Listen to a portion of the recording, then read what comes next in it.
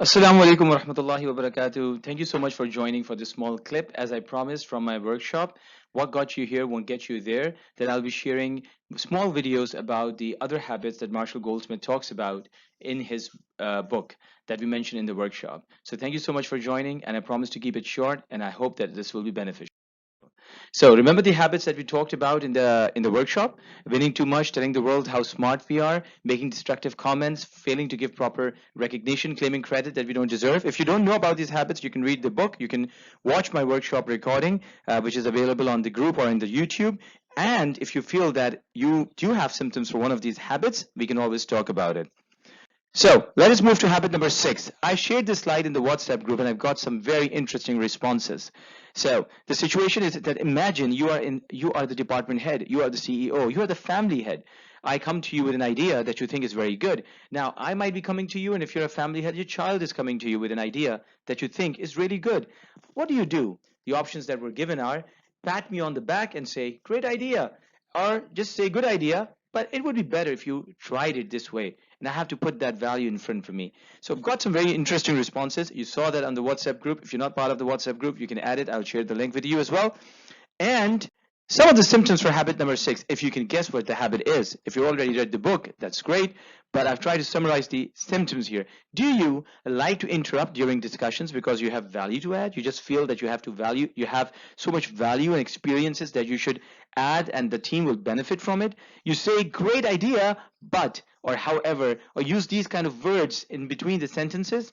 You feel you have to tell everyone what to do, and you feel that you will make a big contribution through that. Feel the urge that a team can gain from your experience every time, because you might be the oldest one of them, you might be the most experienced one of them, and you feel that they can always gain from this experience, even if you're not the expert of that area. And that brings us to the next point. Feel you must speak all the time, even if that means you're not an expert in that area. Find it difficult to listen to others patiently. I just have to I have to just say things. I have to say things which will be very beneficial for the team. I'm not saying this because to annoy you. I'm saying this to help you actually. So can you guess the habit?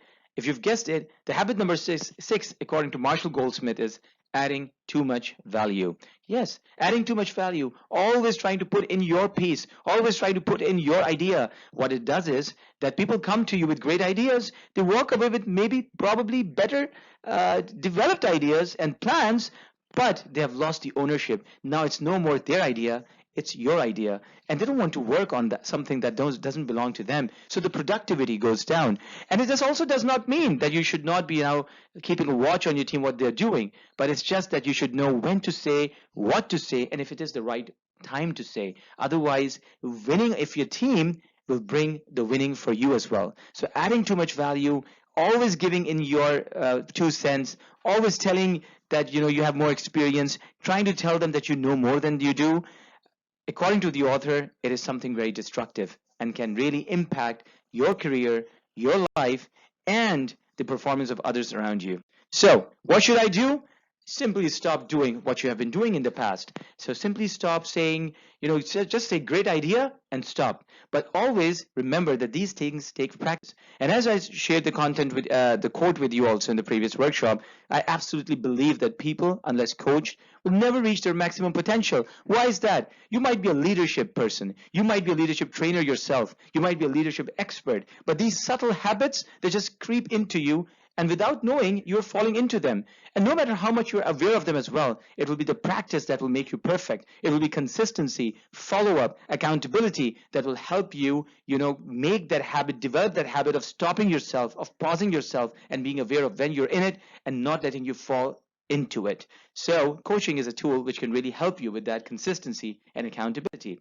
What can you do next? Well, you're here, but what got you here won't get you there, as I said. So let the journey begin. I'll be sharing this form link with you as well. I've shared it before. You can go and fill the form, and if you would like, we can have a discussion on the habit that is bothering you or the challenge that you're facing, and we can work together on making that habit more beneficial for you. Remember, having a habit is not a bad thing, but excess of that can be bad. And consistency in controlling yourself is something very important, and that is where our discussion can be helpful. You just have to fill this form and we can have the discussion. In the end, just tell me in the group what was most useful for you. I would love to know that. Join the WhatsApp group, fill the form, let's have a discussion, and I'll be looking forward to sharing more videos with you. Please share the feedback as well, and inshallah we'll cover all the habits that Marshall Goldsmith talks about and we'll benefit from that. Thank you so much. Assalamu alaikum.